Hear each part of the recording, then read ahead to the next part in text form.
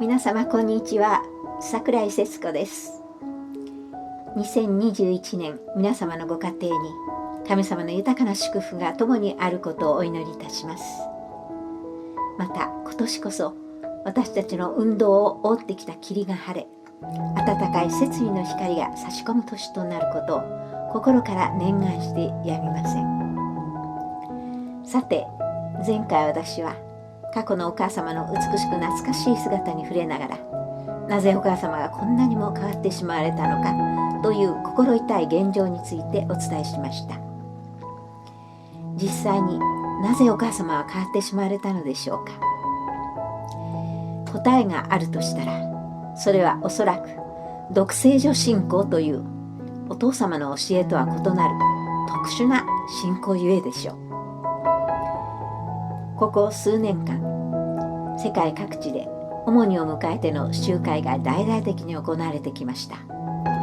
その大盛況のニュースは私にも伝わってきました。こうしたことを受け、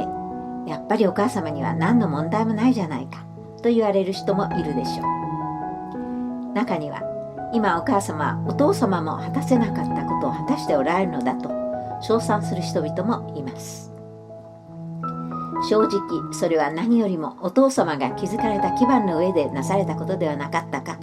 という思いが先立ちますが、同時に主にご自身が無理をして世界を巡回されたことを思うとき、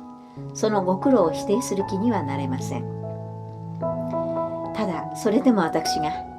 今教会で言われるそうした勝利の証を手放しで喜ぶことができず、むしろ大きな危惧を覚えざるを得ないのは、主にがそこで語られ宣布されている内容がお父様の教えや思想と異なっているからです。主にが苦労しておられるのだから支えなければという皆さんのお気持ちは伝わってきます。しかしそうした人情的人間的な思いを一旦置いて、あえて申します。どんなに主にの教えが広がったとしても、また人々が仮に独聖女信仰を受け入れたとしても、それが原理的でない教えだとするならば、また神様の願い、お父様の願いにそぐわないものだとするならば、それが神の摂理と何の関わりがあるでしょうか。逆にお父様の御言葉に相反する内容である以上、今進められていることはお父様の教えや思想を別の教えや思想に塗り替えてしまっているも同然です。お父様の御言葉を学び、原理を知った者としてどうしてそれを喜べるでしょうか。まっとうな原理講師のうち、独聖女信仰を堂々と語れる人はいないでしょう。それは原理的ではないからです。中途半端に原理を用い、御言葉を用いて正当化しようとしている人々がいますが、皆さんは霊界のお父様の前でその講義を行うことができるでしょうか。私にはできません。お父様の前で今教会を教えている独聖女信仰がお父様から学んだ教えですなどとは到底言えないでしょう。独聖女という言葉はお父様も語ってこられました。しかしお父様が教えられた独聖女と今主にが語られる独聖女とは意味が違います。お父様が言われた独聖女とは、復帰摂理においてはどこまでもメシア、誠のアダムによって復帰され再創造される立場を言うのです。独聖女信仰にはいくつかの間違いがありますが、そもそも主にの無限在誕生という前提そのものが大きな問題です。私はお父様に直接指導を受けてきたものとして、また創創期からの原理講師としてそのことをはっきりお伝えしたいのです。今教会では原理講論のキリスト論を根拠に主にの無限在誕生を説明しようとしています。そこには現在のある父母が現在のない子女を産むことはできない。故に善の父母は天から降臨されなければならず、それがイエス・キリストであるとあり、その後人類を生み直すには誠の父と共に誠の母がいなければならないと記されています。これをもってだからお父様もお母様も両方とも天から無限罪で誕生されなければならないというのが彼らの主張です。中には桜井夫人はこんな基礎的なことも理解していないのかと言われる講師もおられたようです。開いた口が塞がりません。そのキリスト論は原理講論の初版の時に私がユー・ヒョウオン先生と何度もお話ししながら最終的に整理しまとめたものです。その内容を私自身が理解していないとでもお思いでしょうか。キリスト論が論じているのは、堕落人間を生み変えるには無限罪の父母がいなければならないというところまでです。ではその最初の父母はいかにして無限罪で誕生できるのか、その究極的な問いについてその後語られるようになったのがかの血統転換の摂理に他なりません。皆さんもよくご存知でしょう。この血統転換の歴史とは一体誰のどなたの無限罪誕生を示す歴史だったでしょうか。言うまでもなく、それはメシアのすなわちアダムの無限罪誕生に至る歴史を綴ったものです。これまで皆さんは一度でもお父様からエヴァの無限罪誕生、つまりエヴァの血統転換の歴史を聞いたことがあったでしょうか。無限罪誕生されるのはアダムです。ではエヴァはどのようにして無限罪の母となれるのでしょうか。それについてお父様の教えてこられた内容は、誠のエヴァ独生女は一人子誠のアダムが復帰し再創造するのだということでした。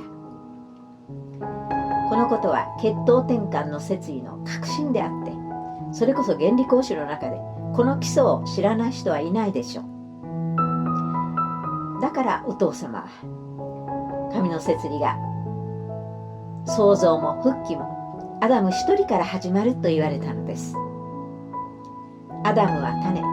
エヴァはその種を受け継ぐ畑であると言われた理由もここにあります。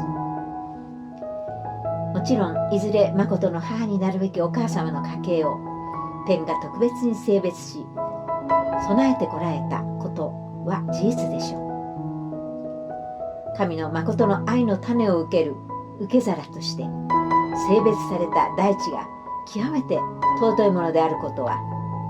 言うまでもありません。しかし性別された地であるということと神の血統の種を持って生まれた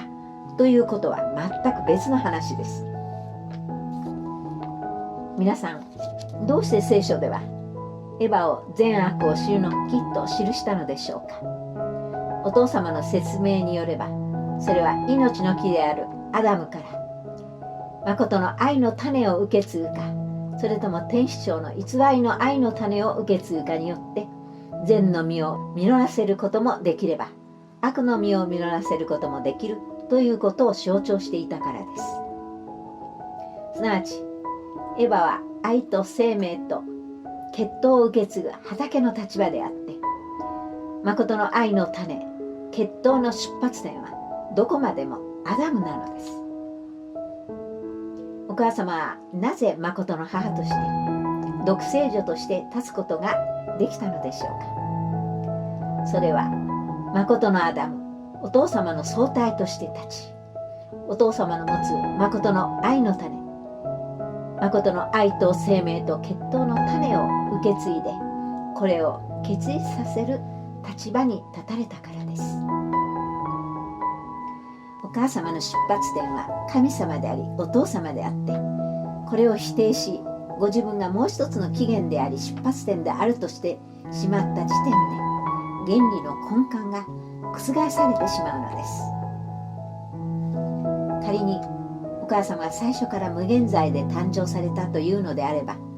イエス様の相対もまた無限罪だったという話になるでしょう。また孫神様、非神様のお母様も無限罪だったという話にならざるを得ません。そうなれば、主にが6000年ぶりに現れた独生女だという話とは矛盾してしまうのではないでしょうか。